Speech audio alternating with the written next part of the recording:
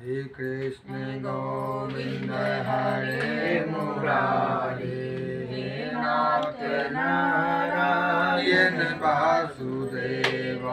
श्री कृष्ण गोविंद हरे मुरारी, हे नाथ नारायण वासुदेव। हे नाथ नारायण वासुदेव, हे नाथ नारायण वासुदेव।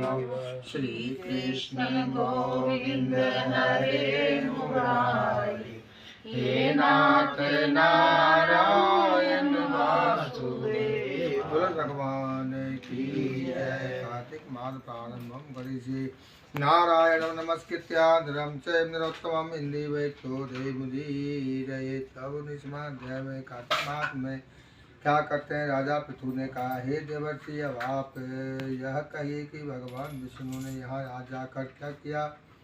जालंधर की पत्नी का प्रतिव्रत कैसे भ्रष्ट हुआ। नारद जी बोले, जालंधर के नगर में जाकर भगवान विष्णु ने उनकी पतिव्रता स्त्री वृंदा का पतिव्रता भंग करने की विचार किया। यह उसके नगर में एक उद्यान में जाकर ठहर गए और रात में उसको स्वप्न दिया कि उनकी माया और अद्भुत कार्य पद्धति थी। वह फिर उनकी माया द्वारा जालंधर की पत्नी प्रतिव्रत वृंदा ने रात को यह स्वप्न देखा, उसका पति नग्न होकर सिर पर तेल लगाए भैंस पर चढ़ काले रंग के फूलों के माला पहने हुए था। उनके चेहू हिंसक जीव है, उसे सिर मुड़ाए हुए अंधकार में दक्षिण दिशा की ओर जा रहा था।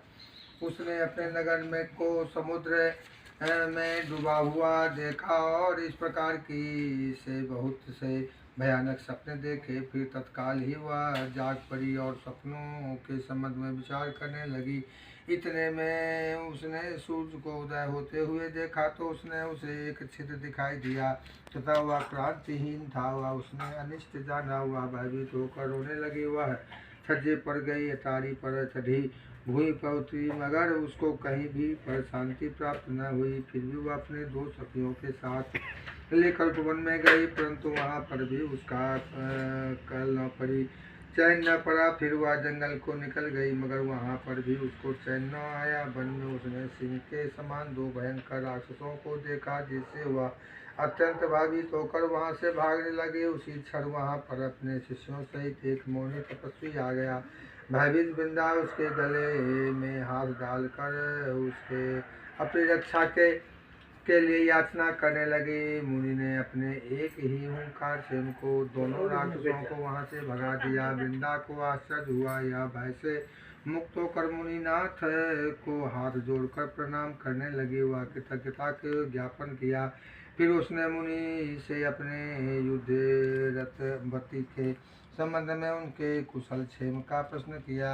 मुनि ने मौन होकर आगे पीछे देखकर कुछ कहना ही कहा कि इसी समय 2 बानर मुनि के समक्ष आकर हाथ जोड़कर खड़े हो गए और ज्यों ही मुनि के भ्रुकुटी संकेत किया, त्यों ही वह उड़कर आकाश में चले गए। फिर जालंधर का सिर वह धर लेकर के मुनि के पास आ गए। तब वृंदा अपने पति को मृत हुआ जानकर मूर्छित होकर पृथ्वी पर गिर पड़ी और अनेक प्रकार के वचन कहकर दारुण विलय करने लगी। पश्चात उसने उस मुनि से कहा, हे कृपानिधे, आप मेरे पति को जीवित कर दें। पतिव्रता परायणित पत्नी ऐसे कह करके दुख को श्वासों को छोड़ती हुई मुनीश्वरों के चरणों में गिर पड़ी और मुनीश्वर ने कहा, हे शिव जी द्वारा युद्ध में मारा गया है, अतएव जीवित नहीं हो सकता, क्योंकि जिसे भगवान शंकर मार देते हैं वह कदापि जीवित नहीं हो सकता। परंतु शरणागत की रक्षा सनातन धर्म है, अतः मैं कृपा कर उसे जिलाए देता हूँ। नारद जी कहते हैं कि हे मुनि, साक्षात विष्णु ही थे जिन्होंने किया सब माया फैला रखी है। तब वृंदा के पति को जीवित करके अंतर्धान हो गए। जालंधर ने उठकर वृंदा को आलिंगन किया और उसका मुख चूमा। वृंदा भी पति को जीवित हुआ देखकर अत्यंत हर्षित हुई और वह अब तक हुई सब बातों को स्वप्न समझा। पश्चात वृंदा सकाम हो बहुत दिन तक उसी वन में अपने पति के साथ रहने लगी। फिर एक दिन उसने सूरत एवं संभोग काल के अंत में भगवान विष्णु का पहचान लिया था। उसने ताड़ित करती हुई बोली, हे पराय स्त्री के समन करने वाले विष्णु, तुम्हारे शील का धिक्कार है। मैंने जान लिया है कि वह मायावी तपस्वी तुम ही थे। हे राजन, ऐसा कहकर परम क्रुद्ध या पतिव्रत वृंदा ने अपने तेज से प्रकट करते हुए श्राप दिया। जो तुमने अपनी माया से दो राक्षस वेग दिखाए थे, वे दोनों राक्षस किसी समय तुम्हारे ही स्त्री के हरण करेंगे और वह विरह में दुखी होकर तुम वानरों को सहायता से वन में भ्रमण करोगे और सर्वेश्वर जो इस समय तुम्हारा शिष्य बना है वह तुम्हारा साथ रहेगा। ऐसा कहकर प्रतिपद वृंदा भगवान विष्णु को लाख मना करने पर भी अग्नि में प्रवेश कर गई। ब्रह्मा आदि देवता आकाश में उसका प्रवेश देखते रहे। वृंदा के शरीर का तेज भी पार्वती जी के शरीर में चला गया और आकाश में जय जय शब्द होने लगा। प्रतिपद धर्म के व्रत से वृंदा ने मुक्ति प्राप्त की।